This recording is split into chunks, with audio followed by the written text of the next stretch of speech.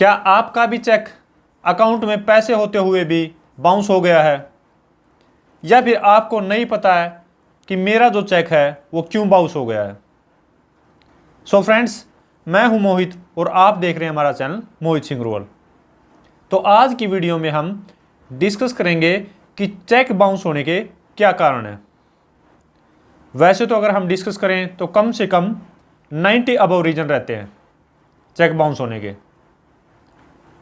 बहुत सारे ऐसे रीजन्स हैं जिन वजह से चेक बाउंस हो जाता है। लेकिन कई बार क्या होता है कि आपने सिग्नेचर भी ठीक किए हैं, अकाउंट में पैसा भी है, तो भी जो चेक है वो बाउंस हो जाता है। आज की वीडियो में हम यही पॉइंट डिस्कस करने वाले हैं कि अगर आपके अकाउंट में पैसा भी है तो भी क्यों बाउंस हो जाता है चेक, और इसके अलावा क्या क्या रीजंस हैं चेक बाउंस होने के। तो मेनली हम 7-8 रीजन ही आज डिस्कस करेंगे। वैसे तो मैंने बताया आपको 90 से अबव रीजंस होते हैं चेक बाउंस होने के। तो सबसे पहले हम डिस्कस कर लेते हैं कि सबसे पहला जो है वो है इनसफिशिएंट फंड्स। सबसे ज़्यादा जो चेक है वो इस वजह से बाउंस होता है कि अगर किसी के अकाउंट में पैसा नहीं है तो वो इनसफिशिएंट फंड्स करके चेक जो है वो बाउंस हो जाएगा। अब दूसरा रीजन क्या है? दूसरा रीजन ये है कि सिग्नेचर डिफर। अगर किसी ने चेक दिया है और उस पे जो सिग्नेचर है वो अलग कर दिए हैं, या फिर उससे गलती से अलग सिग्नेचर हो गए हैं, तो जो वो चेक है वो बाउंस हो जाएगा सिग्नेचर डिफर की वजह से। अब हम तीसरा रीजन डिस्कस कर लेते हैं। तीसरा रीजन है अकाउंट क्लोज्ड।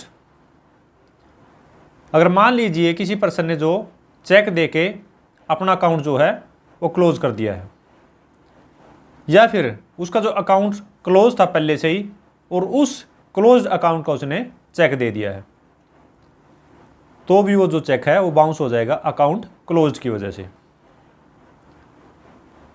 अब हम नेक्स्ट डिस्कस करते हैं वो है अकाउंट ब्लॉक्ड। इसमें क्या होता है कि जो बैंक है वो उस पर्सन का अकाउंट जो है वो ब्लॉक कर देती है। मान लीजिए उसको पता है कि अकाउंट ब्लॉक है, या फिर उसका अकाउंट जो है वो ब्लॉक कर दिया गया है, और उसके बाद भी उसने अगर चेक दिया है तो वो जो चेक है वो बाउंस हो जाएगा अकाउंट ब्लॉक्ड की वजह से। अब इससे नेक्स्ट हम डिस्कस कर लेते हैं कि कई बार क्या होता है कि अभी नया नया जो बाउंस होने का रीज़न आया है वो आया है कि कोई भी अगर चेक जिसमें कोई भी छेड़छाड़ हुई है या कोई भी कटिंग हुई है, मैनिपुलेशन हुई है,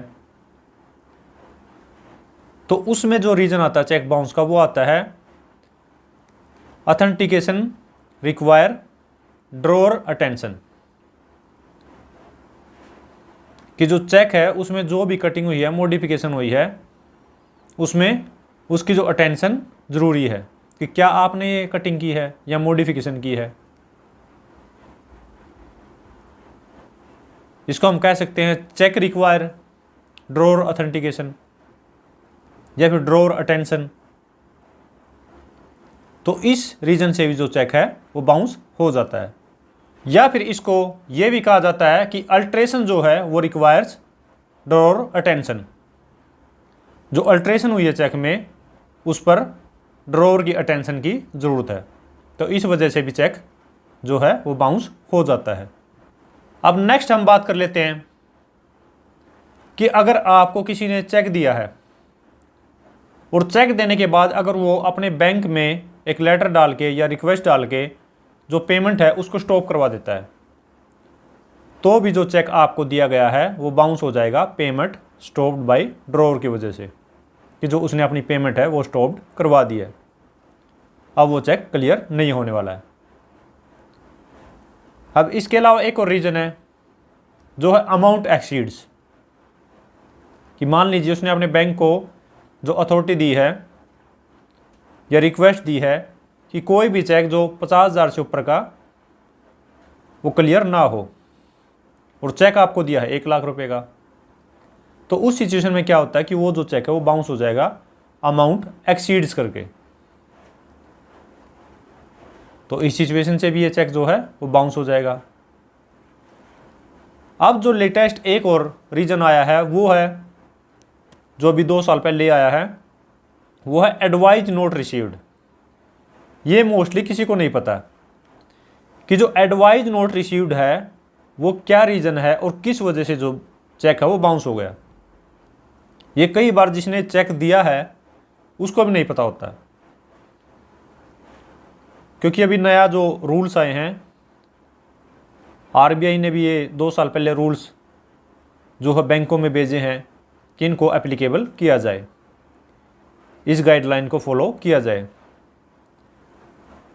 उसमें क्या है कि अगर कोई भी पर्सन किसी दूसरे पर्सन को अगर चेक देता है और उस सिचुएशन में उस पर्सन ने जो सिग्नेचर किए हैं वो भी परफेक्ट है, नाम भी परफेक्ट है, डेट भी परफेक्ट है, उसके अकाउंट में पैसा भी है, सारा कुछ होने के बाद भी चेक जो है बाउंस हो जाता है एडवाइज नोट रिसीव्ड करके।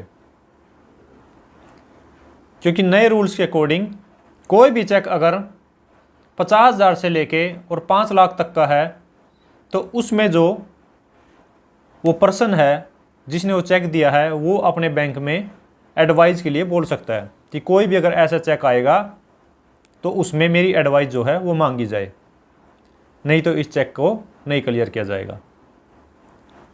अब ये तो उस पर्सन की मर्जी की 50,000 से 5 लाख तक। अब दूसरा क्या है कि अगर 5 लाख से ऊपर का जो चेक है उसमें बैंक की मर्जी है।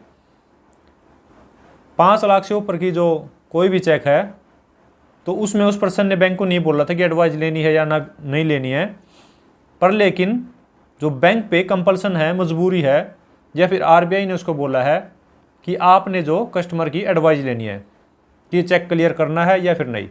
अब बैंक वहाँ से एडवाइस लेता है, अगर एडवाइस मिल जाती है तो वो चेक जो है वो क्लियर हो जाएगा। और 5 लाख से ऊपर ये जो बैंक है, ये बैंक का प्रेरोगेटिव है कि इसको जो है मैंडेटरी कर सकता है, लेकिन 5 लाख से नीचे जो है वो बैंक का प्रेरोगेटिव नहीं है कि वो उसको मैंडेटरी ही करेगा। सो इस सिचुएशन में भी जो चेक है वो बाउंस हो सकता है। सिग्नेचर भी ठीक थे और अकाउंट में पैसा भी था और बाउंस हो गया एडवाइज नोट रिसीव्ड रीजन की वजह से। सो फ्रेंड्स, ये हैं कुछ मेन रीजन्स जिन वजह से जो चेक है वो बाउंस होता है। वैसे तो मैंने ऑलरेडी बताया आपको 90 अबव रीजन है, अगर डिस्कस करेंगे तो उनको कम से कम 2-3 घंटे लग जाएंगे। सो फ्रेंड्स, अगर ये वीडियो आपको अच्छी लगी है तो लाइक कीजिए, शेयर कीजिए, और अगर आपने चैनल अब तक सब्सक्राइब नहीं किया तो चैनल को सब्सक्राइब कर लीजिए, क्योंकि चेक से रिलेटेड बहुत ही बढ़िया कंटेंट आने वाला है। Thank you so much, bye bye.